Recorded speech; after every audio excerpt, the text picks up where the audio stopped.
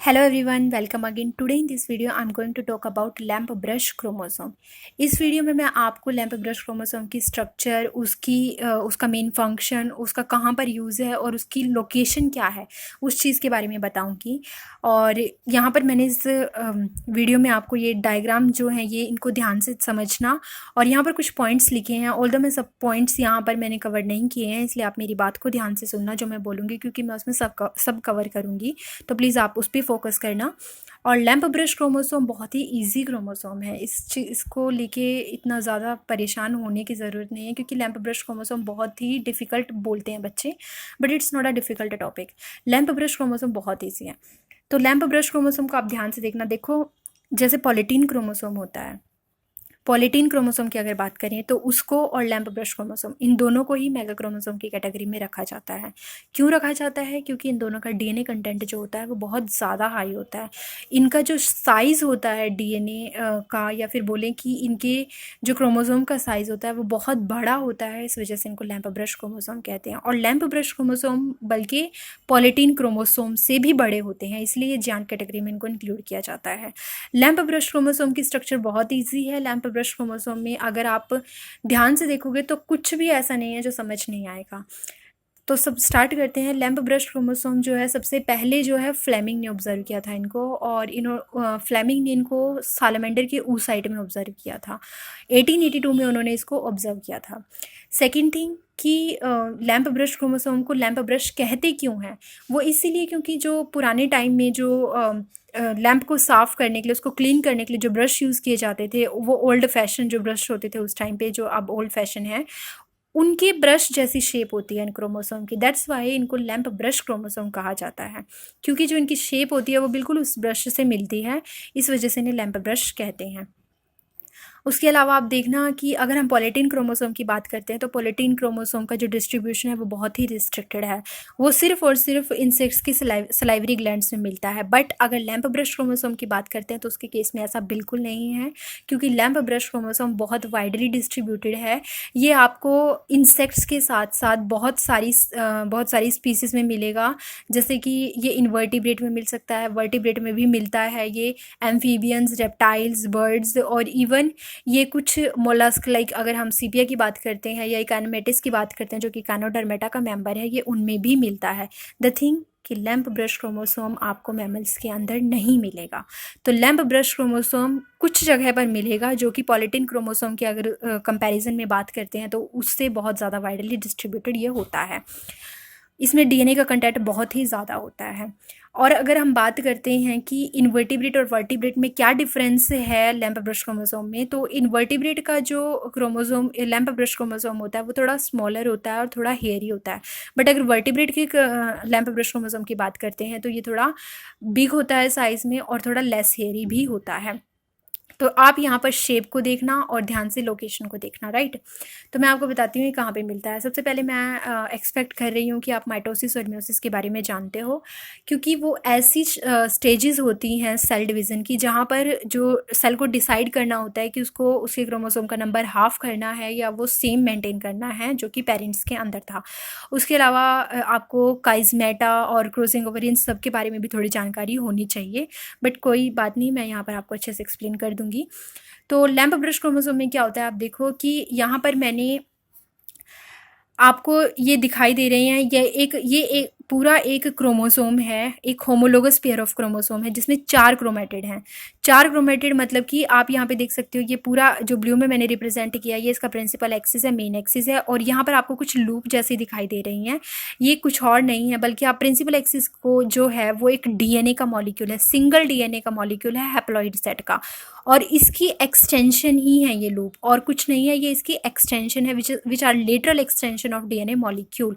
तो principal axis से which is made up of DNA, ये लेटरल एक्सटेंशन जो निकली हुई है ये लूप, इनको लूप बोलते हैं। और ये एक सिंगल डीएनए में सिंगल प्रिंसिपल एक्सिस पर अप्रॉक्सीमेटली 10,000 के आसपास ये लूप होती हैं, जिस वजह से यहाँ पर डीएनए का कंटेंट बहुत ज़्यादा होता है। सालामेंडर के oocytes में डीएनए का कंटेंट 10,000 लूप्स से भी ज़्यादा में पाया गया है।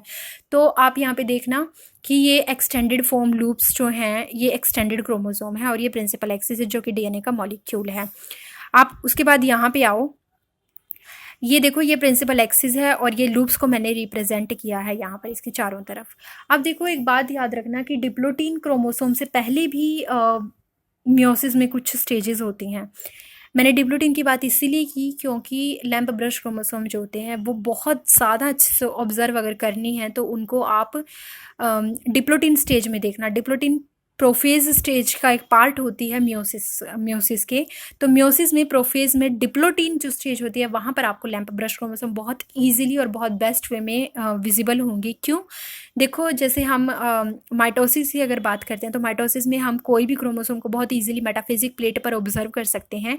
इसी तरह लैम्प ब्रश क्रोमोसोम भी हमें बहुत ईजिली ऑब्जर्व हो सकते हैं डिप्लोटीन स्टेज में। आप एक चीज़ ध्यान रखना कि जब भी हम क्रोमोसोम की बात करते हैं तो क्रोमोसोम जो है वो कंडेंस होना स्टार्ट कर देते हैं। नॉर्मल क्रोमोसोम की मैं बात कर रही हूँ। तो वो नॉर्मल क्रोमोसोम स्टेजेस जैसे जैसे मूव ऑन होती हैं वैसे वैसे वो कंडेंस होना स्टार्ट हो जाते हैं। पर यहाँ पर लैम्प ब्रश क्रोमोसोम के केस में ये टोटली अपोजिट होता है, क्योंकि यहाँ पर डिप्लोटीन तक आते आते प्रोफेज की फर्स्ट स्टेज दैट इज लैप्टोटीन से स्टार्ट होकर के डिप्लोटीन तक आते आते लैम्प ब्रश क्रोमोसोम का साइज जो है वो बढ़ता चला जाता है। ये अनकंडेंस होना स्टार्ट हो जाते हैं, अनफोल्डेड होने लग जाते हैं और इनका साइज बहुत बढ़ जाता है। तो इस वजह से इनका क्रोमोसोम का साइज भी बढ़ जाता है। और जैसे ही डिप्लोटीन के बाद की स्टेज आती है इनका क्रोमोसोम का साइज डिग्रेड होना स्टार्ट हो जाता है और ये धीरे धीरे डिसअपियर हो जाते हैं। तो लैम्प ब्रश क्रोमोसोम की अगर हम यहाँ पर बात कर रहे हैं तो उनका साइज डिप्लोटीन तक बढ़ेगा, वहाँ पर उसका मेगा साइज होगा, इस वजह से इनको मेगा क्रोमोसोम भी बोलते हैं। और उसके बाद याद रखना, कोई भी अगर हम सिंपल न्यूक्लियस लेते हैं तो सिंपल न्यूक्लियस में भी डीएनए का मेन फंक्शन उसका प्रोटीन का सिंथेसिस करना ही होता है। और वो पहले एमआरएनए बनाता है which is known as a transcription and then it forms a protein which is known as a translation.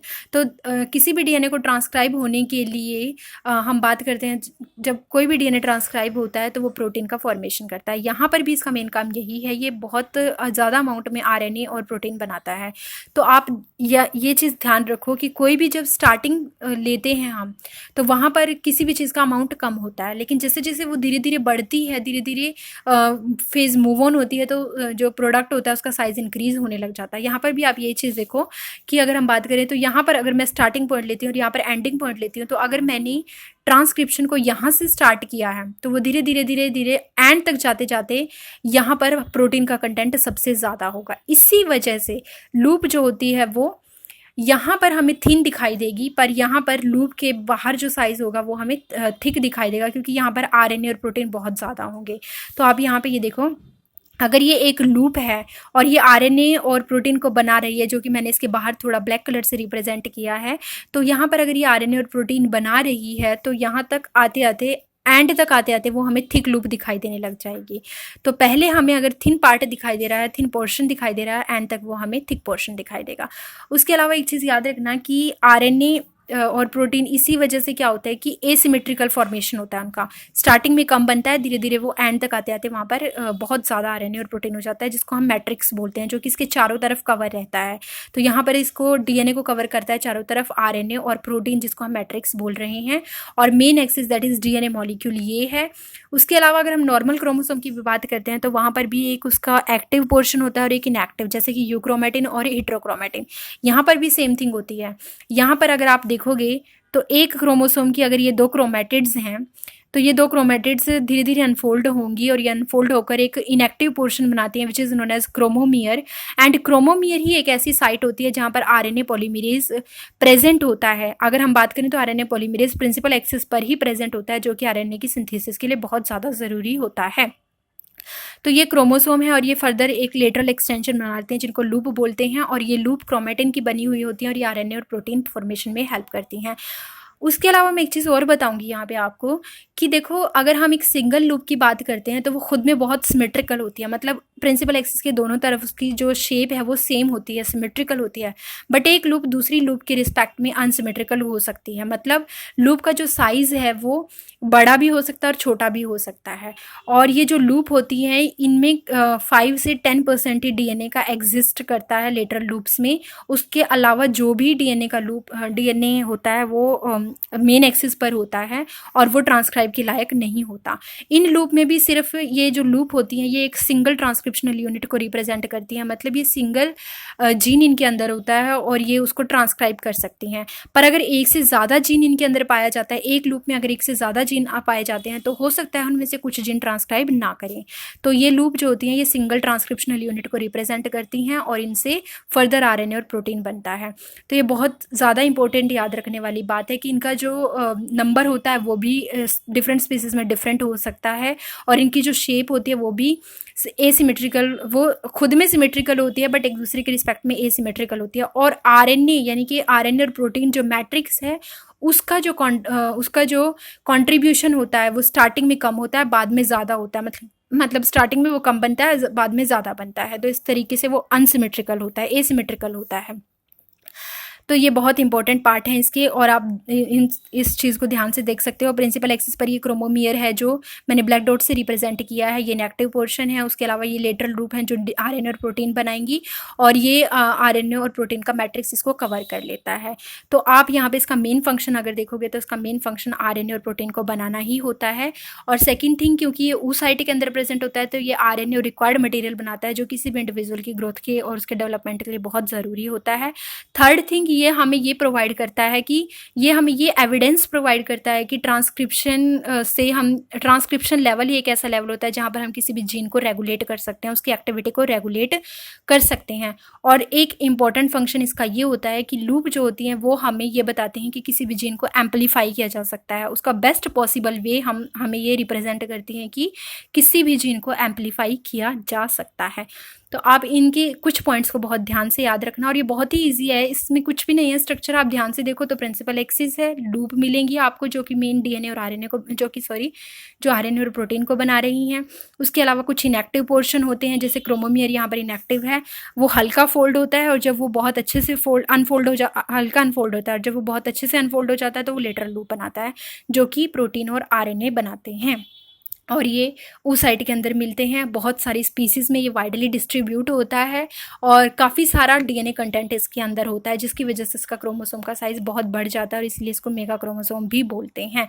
और लंप ब्रश क्रोमोसोम बहुत सारी स्पीसीज़ में मिलेगा आपको। तो आई होप ये वीडियो आपके लिए बहुत हेल्पफुल होगी। Thank you friends.